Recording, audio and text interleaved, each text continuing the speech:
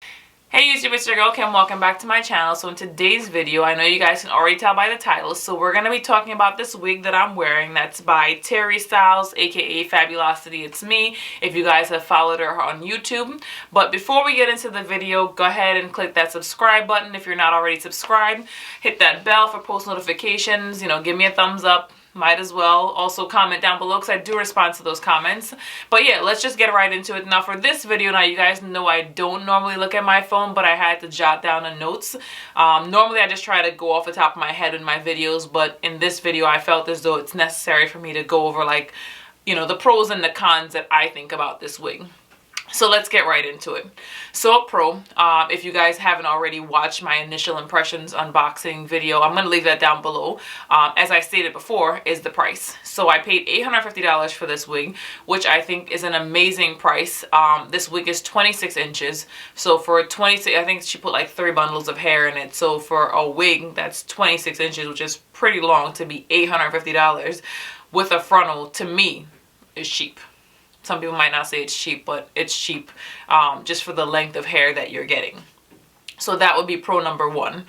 I love the cap construction of the wig. So I feel as though it's pretty versatile. Now she did say the unit is glueless, but because of the way I had it styled and the fact that I had to pull this up, I felt a little bit more comfortable just putting some glue here.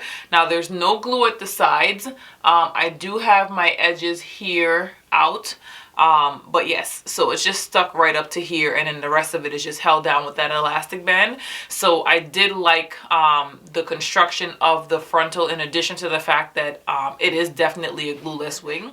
The hair is really, really soft. I mean, I was quite surprised by how soft the hair is. Now I typically have my guard up when it comes to hair, just because there are some companies out there, even major companies, where they're selling hair and they're claiming that it's virgin hair or raw hair, and then when you get it you can tell that the hair has been dyed. I'm not going to call any names, but I've talked about them before, so we know who they are. But I was a little bit skeptical about the hair, so when I got it, I'm like, especially after what I went through with Eva wigs when I straightened out the hair, and as you guys saw, the hair itself melted. I decided to take a portion of the hair back here and I straightened it out, and I passed the flat iron a total of 3 times with that same temperature that I always use on all of my hair, which is 385 degrees, and then I drenched it in water a couple times, even conditioned it, and the curl would not come back. So I actually had to ship the wig back to her. She was able to get the curl to come back.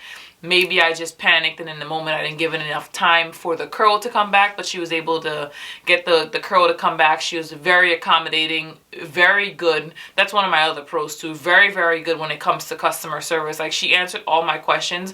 Literally, there were a total of 50 emails between us going back and forth, just trying to make me comfortable with the purchase. So just to touch on that a little bit, I don't understand why people say that she's not nice, she's not accommodating, because I didn't find that to be the case, especially with the amount of questions and just how she went above and beyond to try to make me comfortable with my purchase. So definitely another pro. So let's get into the other one. Oh, it does not tangle. So typically when you have curly hair, as you guys know, I said I'm a body wave girl just because, again, it's more manageable. Typically with curly hair, it does tend to tangle, and I haven't noticed too much tangling with the hair, so I'm definitely happy about that. Also, it doesn't really shed that much, so happy about that as well. I mean, you're gonna get shedding when it comes to like hair in general, especially like where there are wefts and the wefts have been cut. So it does shed. Is it anything major? No. So that's pretty much it for the pros. Now the cons. There are only 2. One thing that, so I'm going to insert a picture of my cousin up here or there. When I was in Trinidad, we went out and I actually let her wear the wig because she is more into curly hair than I am. And one thing she mentioned to me was that the hair was heavy. I don't really think it's heavy. Now, it does have tracks in the back, which, or should I say wefts, as we know it now. But there are wefts in the back, and the wefts can tend to be heavy when you're wearing a wig. But you have to consider a few things. One, it's 26 inches of hair. At any any cap construction with that length of hair is going to be heavy.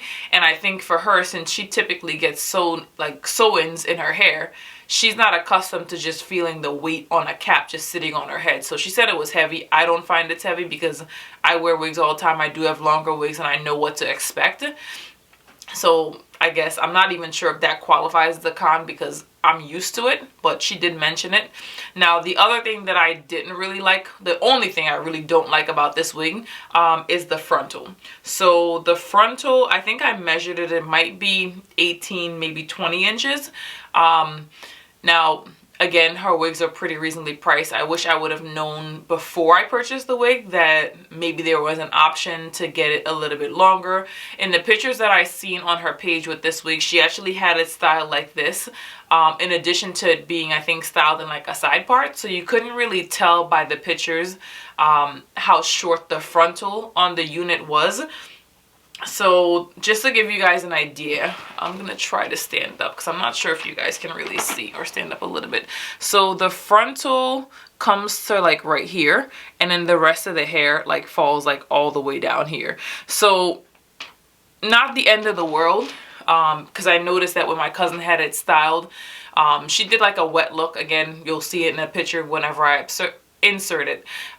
She did a wet look, so it wasn't really too noticeable. But for me, I typically don't like putting product in hair. I like it to have like the natural like fullness and like fluffiness.